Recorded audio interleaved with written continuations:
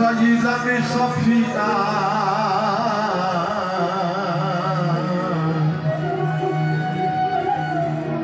ছেড়ে দে নৌকা মাঝি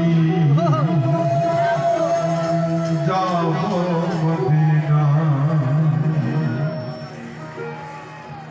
মদিনা এটা সুফিবাদের জন্য সবচেয়ে বড় তীর্থস্থান, যেখানে রাসূল পাক ঘুমিয়ে আছেন।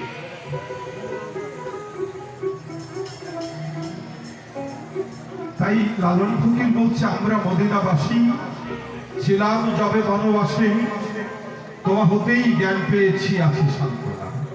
তার কারণ যারা রাসূল অনুসারী সুফিবাদী মানুষ, আমরা সবাই সব সময় মদিনায় বাস করি, গুরু গৃহে দিকে খেয়াল রাখি। আমার হৃদয়েতে কাবা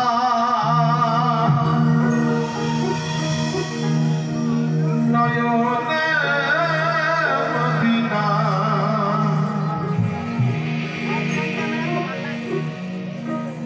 যেতে পাল তুলে দে মাঝি হালা তো বিছলাম, যেতে পাল তুলে দে মাঝি হালা তো বিছলাম।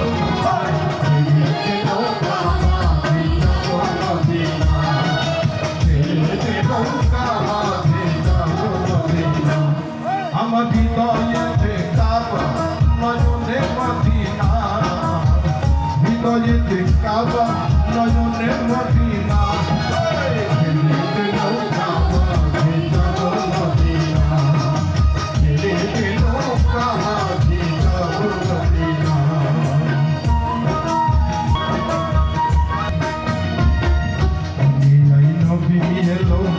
মায়া মিনার ঘরে হাসে হাজার মানে কাঁদিলে মুক্তা ধরে।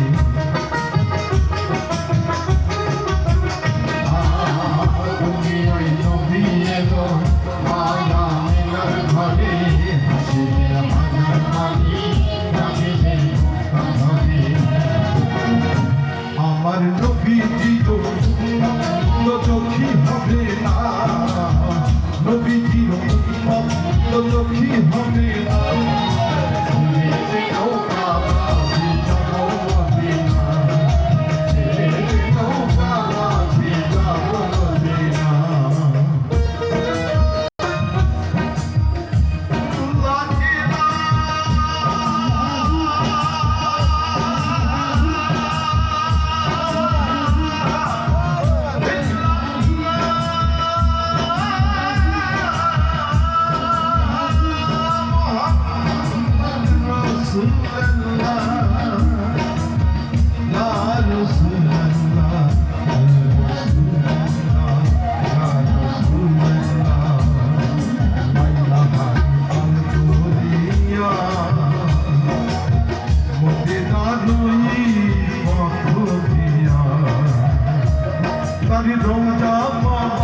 দেখি ভগবতী মায়া কাবা ঘর দেখে যাবি ভগবতী মায়া। নৌকা বাজে যাব মদিনা, ছেড়ে দে